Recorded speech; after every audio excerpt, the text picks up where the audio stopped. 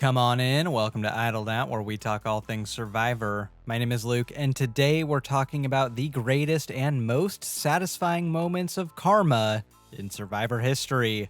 Everyone loves some good karmic justice. Those special moments where someone gets their comeuppance for mistreating another player, flipping on their alliance, or some other Survivor sin. Survivor history is full of moments of karmic justice, so this truly was difficult to narrow down to just 5.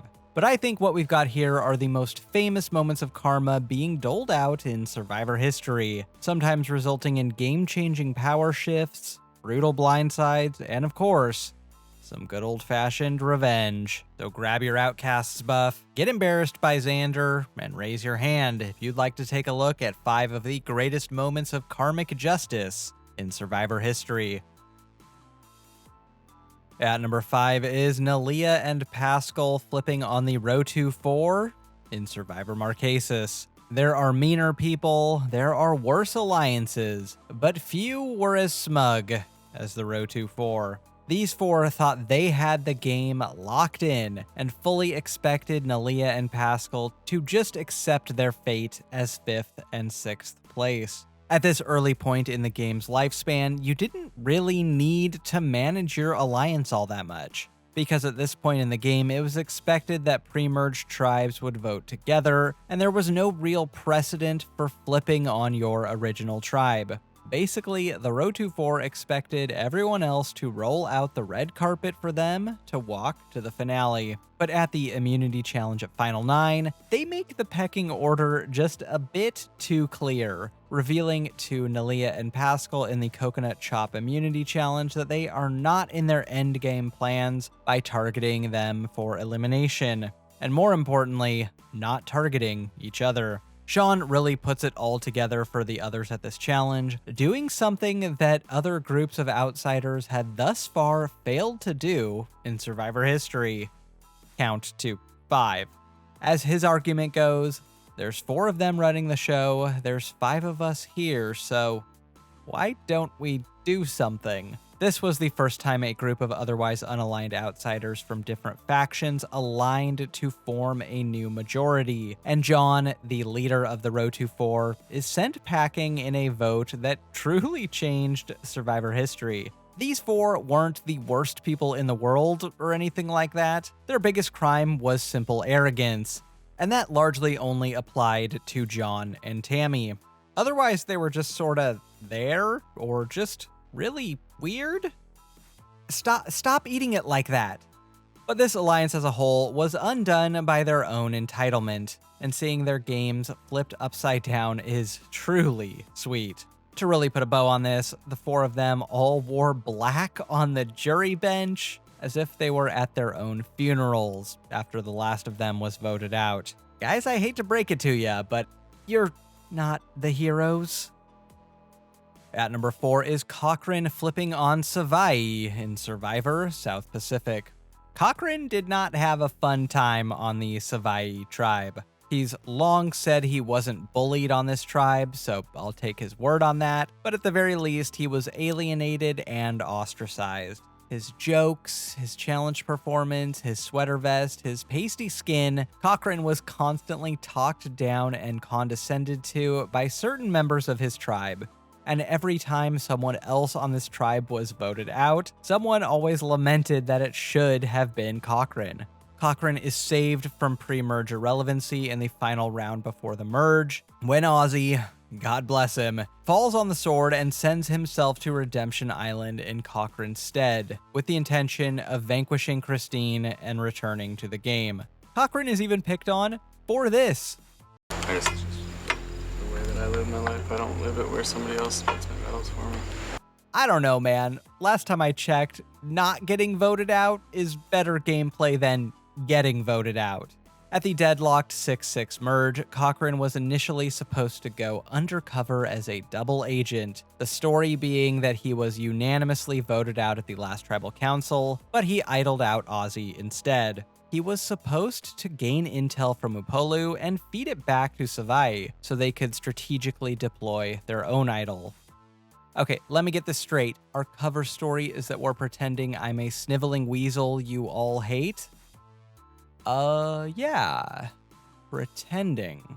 Once Cochran's cover is blown, the plan simply becomes that everyone will go to rocks and let random chance decide who goes. Here's the thing. Cochran is a super fan. No super fan wants to have their game ended by pulling a rock out of a sack, least of all for Whitney and Keith. What's worse is that in the impending rock draw, Cochran would be one of only 2 Savai members at risk to go home, alongside Jim. Ozzy and Dawn had immunity, Keith would be immune since he received votes, and Ozzy played his idol on Whitney. You know, if there's a weak link in your alliance, you should probably hand them one of your 3 immunities. Savai's chickens come home to roost in this vote. Though the initial vote is 6-6, Cochran flips on the revote and sends Keith, arguably his primary antagonist, home, and the rest of Savai followed him right out the door one by one. I'll be honest, this tanked Cochran's game. He's voted out after the rest of Savai, but it's not like his game was going anywhere with his original tribe anyway. Honestly, I'd also probably take 7th and hanging out with Coach and Sophie, then 6th and getting spat on by Keith and Whitney. At number 3 is Kat's blindside in Survivor: One World. Kat's a pretty inoffensive character in the Survivor pantheon, but this one is on here for Kat's famous last words. At the final 7 of One World, Kim's Woman's Alliance was finally ready to turn on itself, and Kat in particular was eager to pull off a blindside against Sabrina, the biggest non-Kim threat in the game. It takes some convincing, but it seems like everyone is on board. But after immunity, the tide begins to turn against Kat. She didn't choose Tarzan and Christina for the family reward, which really rubbed everyone the wrong way, and she had a really good showing at the immunity challenge, emerging as the biggest physical competitor left in the game and an immunity threat down the line.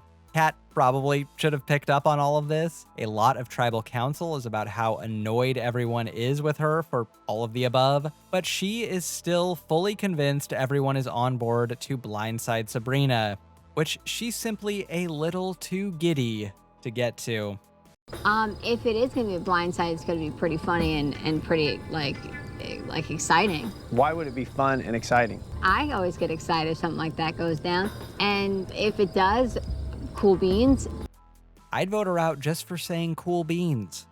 Yeah, it's not so much fun when you're the one being blindsided, is it, Kat? There's not much else to say about this one. Kat reveled in the idea of ending Sabrina's game, gloated about how fun blindsides are, then was on the receiving end of one, and took it about as hard as you can. Again, Kat is by no means an unpleasant person, just overeager to end someone's Survivor dream, and so cocky she didn't even bring her stuff to Tribal. In hindsight, leaving her underwear behind may be the worst part of this whole thing. At number 2 is Boston Rob voting out Lex in Survivor All-Stars. It's just business. That was Lex's mantra during All-Stars. Something he repeated often and words he chose to live by, except when the business happened to him. All-Stars was probably the most brutal game in Survivor history, if only because the alumni community was so small and close-knit. Most of these people were actual, outside of the game, friends, many of them very close. And Lex was probably the most well-connected Survivor player of them all. Reportedly, a guy who was the first to welcome new casts to the alumni family, and a guy who really embraced his role as Survivor's bringer-togetherer. That's why he chose to separate life and the game in Survivor's first returnee season, voting out 2 of his close real-life friends, Ethan and Colby, to advance his own game. When voting a crushed Ethan out, Lex repeatedly tells him it's just business. They can still be friends, but get out. The round before the merge, Lex makes a critical mistake.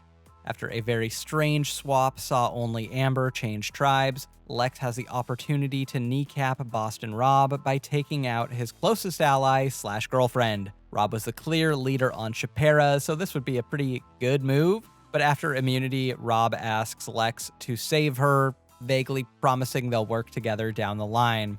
So Lex and Kathy end up voting out their own ally, Jerry, instead. Lex thought that Rob, Amber, and Big Tom would join his alliance at the merge because he, Kathy, Rob, and Tom all had a pre-game alliance. Instead, Rob decides to stick with his Shapira alliance and vote out Lex instead. Well, I'm making the deal, save Amber, and I'm gonna help you later on? You guys didn't really believe that, did you? Come on. After an entire pre-merge of Lex preaching that this season is all business as he brutally votes out all his close friends, he gets a taste of his own medicine, and boy, is it sweet. I mean, you can actually pinpoint the exact moment he realizes he's screwed. And here. I know Lex has his defenders out there, but I've personally always found Lex so hypocritical this season, preaching business, then crying foul when Rob businesses him. Yeah, I know they all had a pregame alliance, and my response is, okay. Alliances are broken in this game all the time. Doesn't matter if that alliance started on the island or on a phone call beforehand. If anything, I'd consider betraying your real-life friends in pursuit of money a worse thing to do than breaking an alliance in a game. But that's just me. Before we get to number 1, an honorable mention, Shireen denying Will his letter from home in Survivor Worlds Apart. No one got voted out in this one, but you can't talk about karma in Survivor without talking about this. At camp, YouTube sensation and Deadfish cosplayer Will blew up at Shireen after she accused him of not fully sharing some rations he found after getting bought out from the auction and thus missing out on buying his letter from home like everyone else. He got really weirdly personal and cruel in what he said to her in a way that I personally consider outside of the game. Later at Immunity, Will asks Jeff if he can get his letter from home in exchange for sitting out of the challenge, which Jeff agrees to so long as everyone else consents, too. Any objections? Yeah, she really said, "I'll take one floppy fish, please. Extra salty." The greatest moment of karmic justice in Survivor history is Lil voting out Andrew Savage in Survivor Pearl Islands. Vote-offs simply do not come more karmically satisfying than this. In Pearl Islands, the Morgan tribe voted out Lil in episode 3 after ostracizing both her and Skinny Ryan. They'd sneer behind their backs, they'd poke fun at them, they dismissed them. And Savage in particular really put his finger on the scale and pushed for Ryan and Lil to go over his own ally Austin, who wanted to quit the game on day 1.5. When Morgan lost immunity for the 3rd time, Lil only had one request for the smarmiest man alive on her way out the door. She wanted to know if it was her before leaving. This was the pre-idol era. Lil had negative social capital on this tribe. This was just her asking for a favor so she could emotionally prepare for it. A favor which was not granted. Oh, and Lil? Fuck you. Oh, Lil? Fuck the scouts too. Later, in a shocking twist, 2 of the first 6 players to leave the game were able to re-enter it at the merge, thanks to the Outcasts twist. And even more shockingly, Lil was one of the ones voted in by her fellow Outcasts? Well, in their defense, I wouldn't want to spend the pre-jury vacation with her either. At the merge, Original Drake and Original Morgan are tied 5-5, and both sides are courting Lil as the swing vote. Savage is practically begging Lil to join back up with Morgan, and pretty transparently lying to her that, yeah, voting you out was really hard. Sure. Lil only has one thing to say in response. You let me know before. I'll jump off the horse. Remember I asked you to let me know before, and you didn't? This is a shockingly cold moment for a player who otherwise spent most of the game before and after this as a wet blanket, which, to be fair, I guess wet blankets are also pretty cold. In what is easily one of the most satisfying eliminations in Survivor history, Lil flips to Drake, and Andrew Savage is voted out 1 round shy of the jury.